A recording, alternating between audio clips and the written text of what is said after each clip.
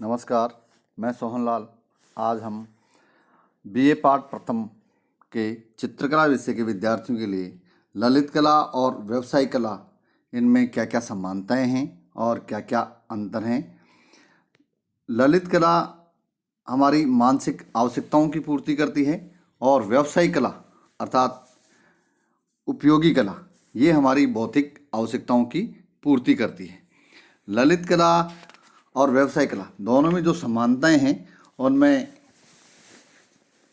सौंदर्य और कल्पना जो कला के तत्व हैं वो दोनों को प्रभावित करते हैं। ललित कला में कल्पना और सृजनात्मकता पर भी आधारित है। इसका उद्देश्य उच्च स्तर की सृजनात्मकता के जरिए लोगों तक पहुंचाना है। व्यवसायिक कला भी कल्पना और सृजनात्मकता के बिना लोकप्रिय नहीं हो सकती। दोनों कलाओं में उक्त तत्व होना आवश्यक है। यदि दोनों कलाओं में ही उक्त तत्व नहीं होंगे, कल्पना और सृजनात्मकता, तो उनको व्यवसाय कला में पब्लिक पसंद नहीं करेगी और ललित कला के अंदर दर्शक पसंद नहीं करेंगे।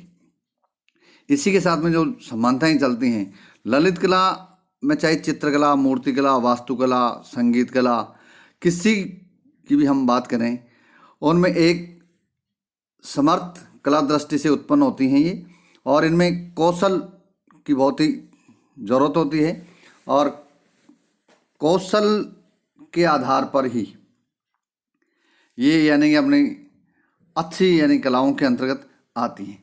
और यही बात व्यवसायिक कला में भी कही जा सकती है, जिसमें कौशल की महती आवश्यकता है और कौशल, कला दृष्टि तथा सूझबूझ नितांत आवश्यक है ललित कला में भी और व्यवसायिक कला में भी। अन्यथा इस गुण के अभाव में ललित कला में कलाकार सफल नहीं हो सकता और व्यवसायिक कला का जो कलाकार है वो भी इसमें अपनी वांछित सफलता प्राप्त नहीं कर सकता है। दोनों ही यानी कि ललित कला और व्यवसायिक कला या उपयोगी कला जिसको हम कहते हैं, उनमें इस गुण का होना आवश्यक है। इसी के साथ में रंग रेखांकन के माध्यम से जिस प्रकार ललित कलाओं के अंतर्गत अभिव्यक्तिगत सौंदर्य उत्पन्न किया जाता है, उसी प्रकार व्यवसायिक कलाकार के लिए भी रेखांकन, रंग, योजना का ज्ञान आवश्यक है ताकि वह अपनी रचना में अभिव्यक्तिगत सौंदर्य उत्पन्न कर सके। आजकल जिस प्रकार प्रयोगवादी आधुनिक कला में अपरूप और भयानक अंकन किया जाता है, उसी प्रकार अनेक व्यवसायिक कलाकार भी विकृत एवं भयानक आकृतियों के जरिए उपभोक्ता का ध्यान आकर्षित करने की चेष्टा कर रहे हैं। यदि उदाहरण के लिए हम देखें तो जैसे ओनिडा टीवी का जो विज्ञापन आता है, किंतु वास्तव में वह इस प्रकार की रचना अव्यक्त सौंदर्य नहीं होगा, तब तक उसका आकर्षण संदेहास्पद बना रहेगा। अर्थात इन कला तत्वों का होना भी दोनों में आवश्यक है, ललित कला में और व्यवसायिक कला के अंतर्गत। इसी के साथ विश्व के अंतर्गत अधिकांश कलाकृतियाँ जो ललित कला की दृष्टि से श्रेष्ठ और उच्च मानदंडों की कलाकृतियाँ समझी जाती हैं, कलाकारों के आश्रयदाताओं की इच्छाओं के आकांक्षाओं के अनुरूप बनाई जाती हैं। एक निश्चित परिसर में प्राप्त करके कलाकारों ने उन्हें अपने आश्रयदाताओं के लिए बनाया। हालांकि सभी प्रकार के ललित कलाक्रम के लिए यह बात लागू नहीं होती है, किंतु हमारे देश में और देश के बाहर भी आज लघु चित्रकला की लाखों कलाकृतियाँ उपलब्ध हैं। वे सब कलाकारों ने अपने आश्रयदाता सम्राटों, राजाओं, सामंतों की इच्छा के वशीभूत होकर बनाई। आज का व्यवसायिक कलाकार भी अपने ग्राहक को संतुष्ट करने के लिए कलाक्रम में जुटा है। वह भी इसकी इच्छा अनुसार काम करके अर्थोपार्जन करता है। आश्रयदाता अथवा ग्राहक की इच्छा अनुकूल कार्य करने की जो दृष्टि से व्यवसायिक कला और ललित कला में अनेक दृष्टियों में समानता है। भाई, ललित कला में कलाकार उनकी इच्छा ही पूर्ति करता था, व्यवसायिक कला के अंतर्गत ग्राहक की इच्छा की पूर्ति की जाती है। स्वच्छंद होकर इच्छानुसार आधुनिक कलाकृतियों का निर्माण करने वाला आज के कलाकार इस विचार से असहमत हो सकते हैं, किंतु पारंपरिक कला की बेजोड़ कला के सर्जकों ने अपने आश्रयदाताओं की इच्छा के अनुरूप ही कार्य किया, जो हमारे को मध्यकाल में देखा जा सकता है। इसी के साथ ललित कला और व्यवसाय कला में एक अन्य समानता भी है। ये दोनों कलाएं मानव जीवन की समृद्धि के लिए काम करती हैं। व्यवसायिक कला यद्यपि किसी व्यवसाय विशेष से प्रोत्साहन हेतु विकसित की जा सकती है, तथापि मानव जीवन की समृद्धि का विचार अवश्य निहित होता है। इसी के साथ में इन दोनों कलाओं के अंतर्गत भी रुचि का होना बहुत ही विशेष आवश्यक है।